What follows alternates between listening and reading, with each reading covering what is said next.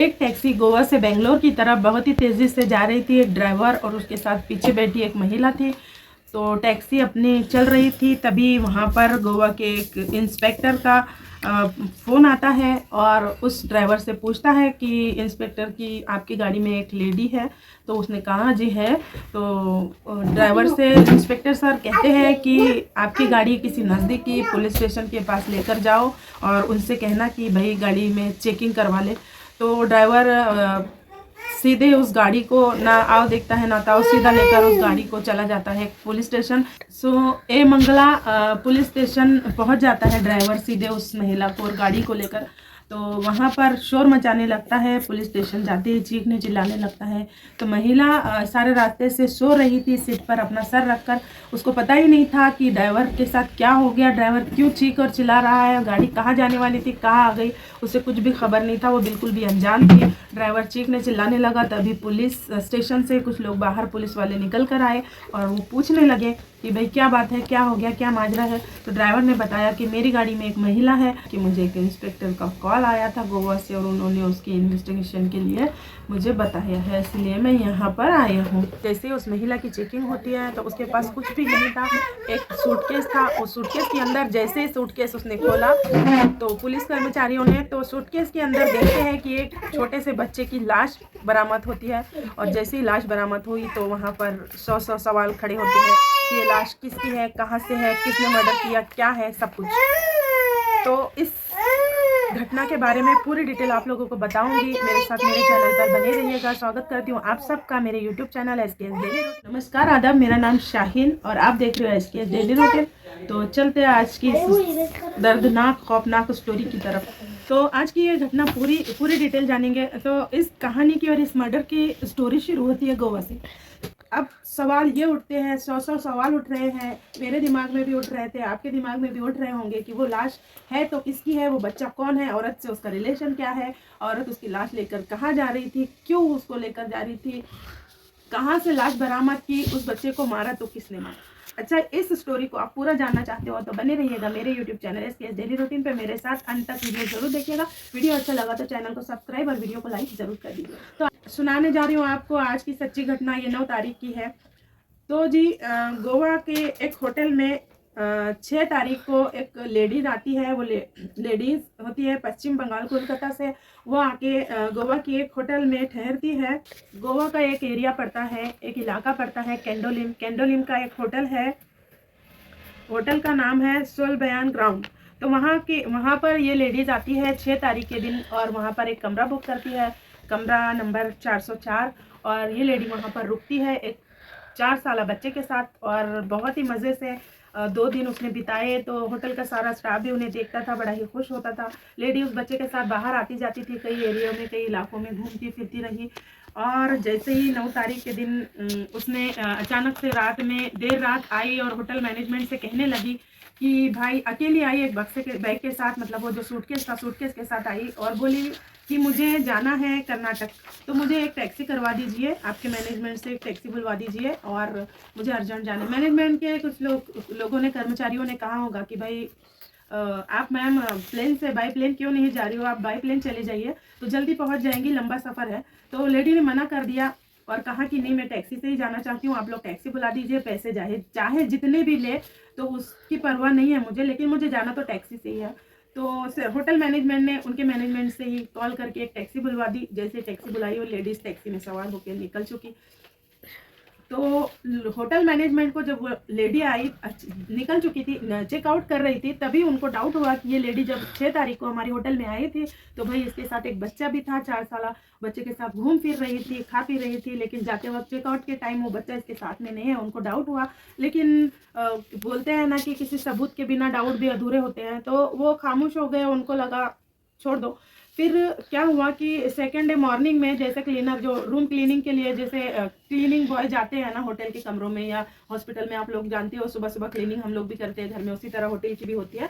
तो होटल में सुबह सुबह क्लीनिंग के लिए जैसे ही लड़के पहुंचते हैं तो एक लड़का दौड़ कर आता है मैनेजमेंट के पास और बोलता है कि भाई मैंने 404 नंबर के कमरे में खून के धब्बे देखे हैं। तो मैनेजमेंट को तुरंत क्लिक हो जाता है, उन्हें याद आता है कि वो लेडी वहाँ पर, वो चेक करते हैं हिस्ट्री, तो उनको पता चलता है कि वहाँ पर वो लेडी ही रुकी थी जिसका नाम सूचना सेठ था। और सूचना सेठ के साथ एक 4 साल बच्चा था। जाते वक्त चेकआउट के टाइम में वो बच्चा उसके साथ में मौजूद नहीं था, और आते वक्त उसके साथ बच्चा था। और ब्लड के निशान देखकर वो लोगों का दिमाग घूम गया, और उन्होंने जैसे ही गोवा की पुलिस स्टेशन में कॉल किया और पुलिस से कांटेक्ट किया, इंस्पेक्टर से उनकी बात हुई। और जैसे ही उनकी बात हुई तो उन्होंने, इंस्पेक्टर ने भी इतनी मतलब वो दिखाई कि तुरंत इंस्पेक्टर ने भी एक्शन लिया। जैसे एक्शन लिया तो इंस्पेक्टर ने पहले उस औरत को कॉल लगाया, क्योंकि कैब उनकी ही थी मैनेजमेंट की ना, इसीलिए उनको तुरंत नंबर मिल गया कैब ड्राइवर का।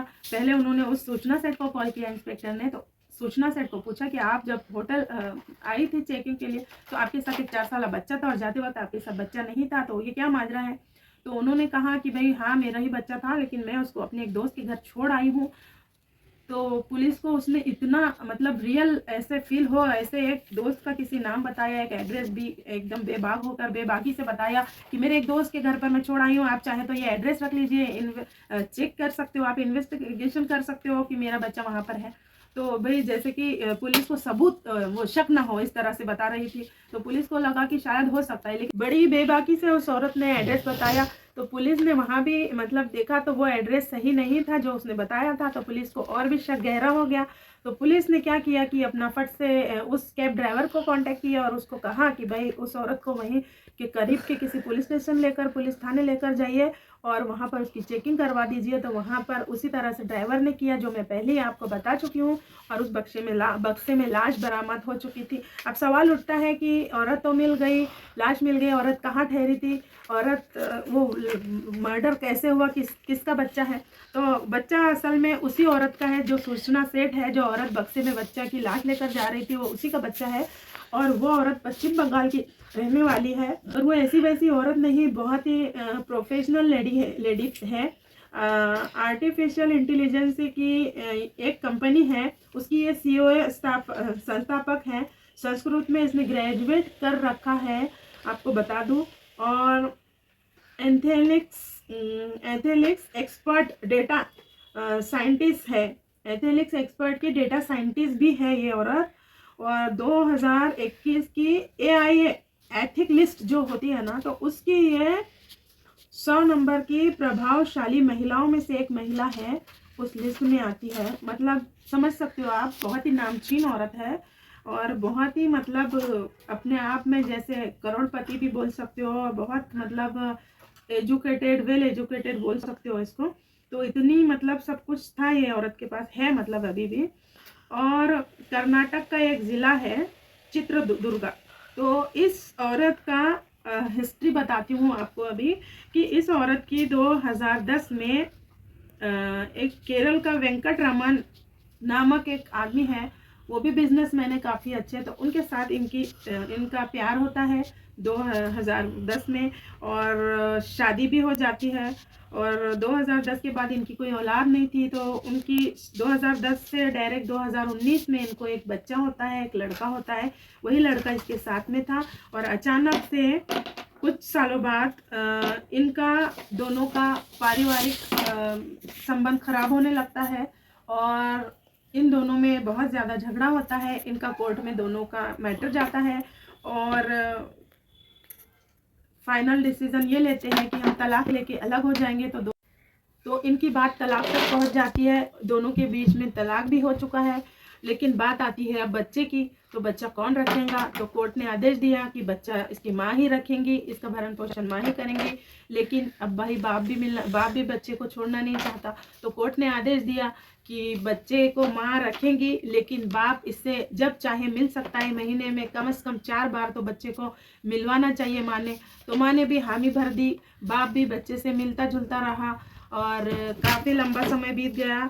और अब जाके इसका हस्बैंड बिजनेस के सिलसिले से कहीं गया हुआ था, तो तो इसने सोचा बड़ा ही अच्छा मौका है। एक्चुअली इस औरत को ये बात बड़ी खलती थी सूचना सेठ को कि ये बच्चा मतलब अब जाहिर सी बात है हस्बैंड वाइफ का जब तलाक हो जाता है तो वो बहुत ही मतलब उनके अंदर तलाक से पहले बहुत प्यार होता है। वो मोमेंट्स उनके अगर याद किए जाए ना पहले मतलब शादी के वक्त के, लव अफेयर के वक्त के, तो वो बहुत खूबसूरत मोमेंट होते हैं। लेकिन तलाक जब हो जाती है तो वही बदसूरती में बदल जाते हैं। आप लोग भी जानते हो बेहतर, तो वही मोमेंट बदसूरती में बदल जाते हैं और बहुत ही मतलब एक दूसरे के को मतलब काट के खा जाए इस तरह के हो जाते हैं। तो वही उसके दिल में भी मतलब कहीं ना कहीं नफरत पनपती थी कि भाई मैं तो इससे अलग हो गई हूँ, तलाक हो गई और कोर्ट ने इसको आदेश दे दिया है कि ये बच्चे से मिल सकता है हर हफ्ते में 2 बार।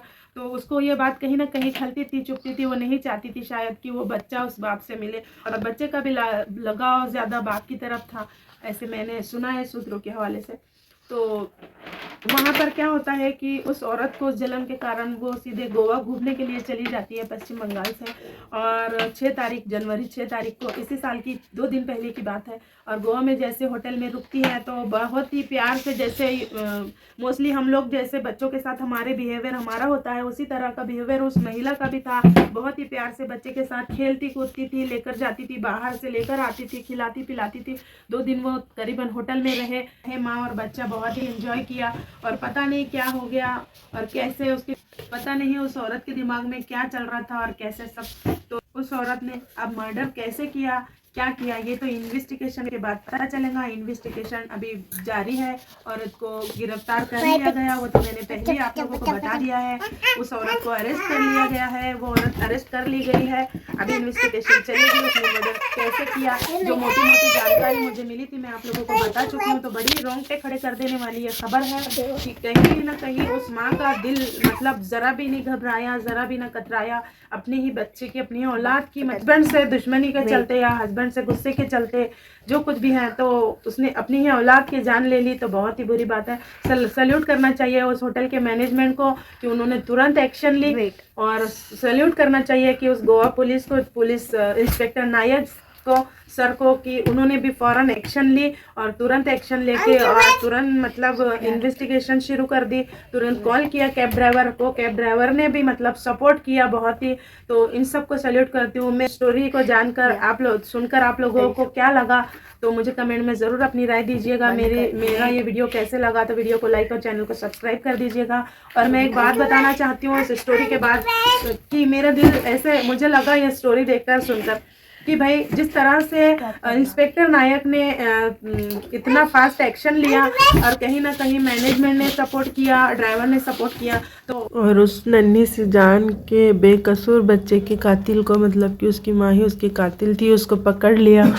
तो मुझे बहुत अच्छा भी लगा और ये न्यूज़ सुन के बहुत ही मेरे रोंगटे खड़े हो गए थे। आप लोगों को ये न्यूज़ सुनकर कैसा लगा ज़रूर बताइएगा कमेंट में। तो इस न्यूज़ को देखते हैं मुझे एक बात ऐसी समझ में आई कि अगर हमारे देश के हर कोने कोने और हर चप्पे चप्पे का कानून इसी तरह से सावधान, इसी तरह से अलर्ट रहा और इसी तरह से फास्ट एक्शन में रहा तो हमारे ना देश से क्राइम और जुर्म नाम का एक ये जो बीमारी है तो ये जड़ से निकल जाएंगी।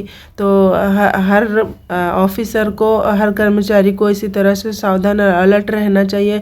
और जहाँ भी कहीं पे ऐसे जुर्म और क्राइम हो तो सभी को ऐसे ही सपोर्ट करना चाहिए। तो क्राइम और जुर्म हमारे देश से बिल्कुल भी जड़ से ख़त्म हो जाएंगे। तो मुझे तो ऐसा लगता है। आपको क्या लगता है कमेंट में ज़रूर बताइएगा मेरी राय। और बस चलती हूँ, आपसे इजाज़त चाहती हूँ। मिलती हूँ किसी नेक्स्ट वीडियो में। तब तक के लिए बाय, अल्लाह हाफिज़। अपनी दुआओं में याद रखिएगा। Till then take care.